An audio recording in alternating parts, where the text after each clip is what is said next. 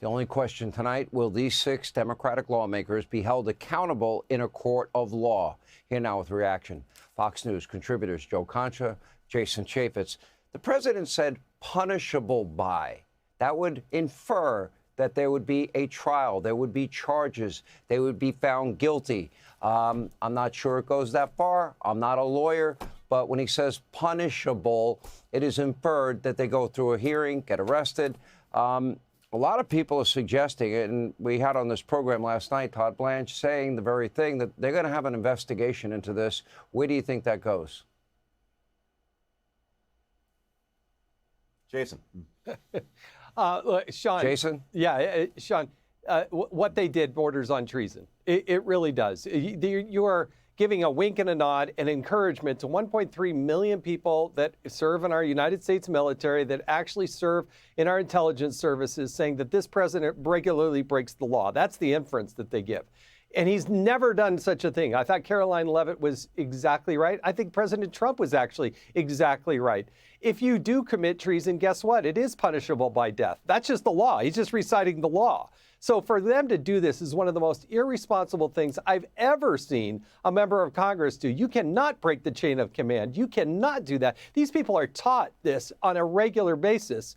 And yet these people are out there encouraging this type of behavior without seeing a fact pattern. I thought it was terribly irresponsible. Joe Concha.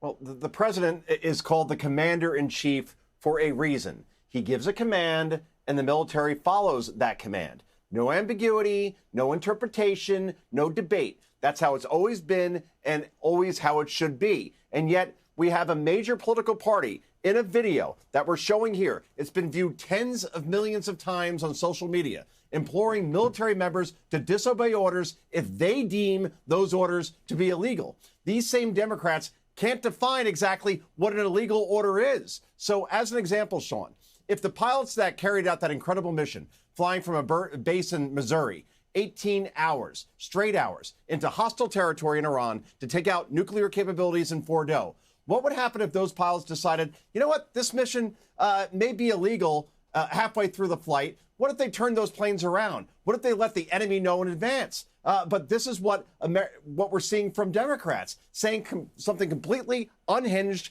outrageous. Then they wait for the reaction. And then, as you pointed out, they play the victim when the reaction comes, and they're called out for what it is. And as usual, our legacy media is now trying to say that Trump is the bad guy here for calling this for what it is. It is 31 flavors of delusion, Sean. Democrats, they've gone over many red lines lately. This is the biggest red line they have gone over, and they will pay a political price, believe me. All right, exit question for both of you. Jason, will they be held accountable? Do you believe they will be held accountable?